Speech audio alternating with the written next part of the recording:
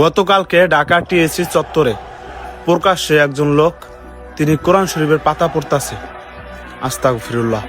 95% মুসলিম দেশে মানে কত বড় সাহস হইলে আর কত বড় সুযোগ সুবিধা আমরা দিলে তারা এইসব কাজ করতে পারে। আজকে যদি আমরা এত সুযোগ সুবিধা না দিতাম, যদি কোরআন অপমাননা, এমনকি প্রিয় নবী হযরত মুহাম্মদ সাল্লাল্লাহু আলাইহি সাল্লামকে অপমাননা, এমনকি আমাদের আল্লাহকে অপমাননা করলে যদি বাংলাদেশ থেকে কঠিন একটা শাস্তির ব্যবস্থা হইতো, তাইলে আমার মনে হয় না যে এইসব কেউ করত। আর কত বড় সাহস হইলে ও প্রকাশ্যে জনগণের সামনে বৈশা মনগণ কোরআন পড়ে। ধন্যবাদ জানাই ওখানে যেসব জনগণ ছিলেন, সবাই ওকে অনেক মারধর করছে, এমনকি পরে কিন্তু পুলিশের হেফাজতে নিয়ে গেছে। তো ভিডিওটা দেখেন আর এইসব নাস্তিক গুলাকে যেখানে পাইবেন কুত্তার মতো পিটে। দর্শক যেমনটি দেখতে পাচ্ছেন একজন কোরআন পড়েছিল এবং উনাকে কোরআন পড়ানোর কারণে কিন্তু প্রকাশ্যে কিন্তু মানুষ মারধর করছে। দর্শক যেমনটি দেখতে পাচ্ছেন, কোরআন পড়েছেন কেন, কোরআন পড়েছেন কেন, কারণটা বলেন। আমাদের পবিত্র আল কোরআন এটাকে পড়ছে, দেখেন কিভাবে পড়ছে।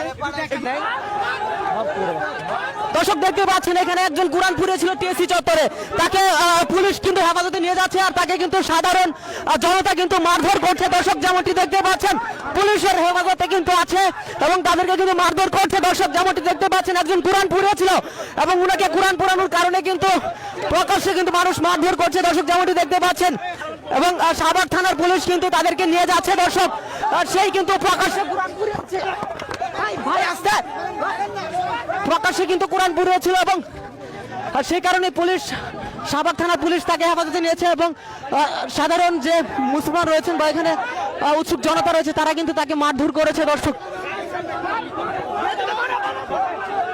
দর্শক দেখতে পাচ্ছেন পরিস্থিতি বিপাকে চলে গিয়েছে। পুলিশ তাকে হেফাজতে নিয়েছে। একজন যুবক, সে কিন্তু প্রকাশ্যে টিএসসি চত্বরে কোরআন পড়েছে, তাকে কিন্তু প্রকাশ্যে সাধারণ মানুষ কিন্তু মারধর করছে। দর্শক নারায় তাকবীর দিয়ে কিন্তু তাকে মারধর করছে। দর্শক যেমনটি দেখতে পাচ্ছেন পুলিশের গাড়িকে আটকে কিন্তু তাকে মারধর করছে।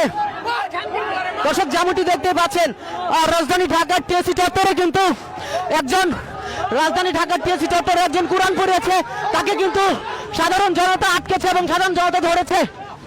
দর্শক যেমনটি দেখছেন পুলিশ কিন্তু তাদেরকে হেফাজতে নিয়েছে এবং তাকে শাহবাগ থানায় নিয়ে গেছে।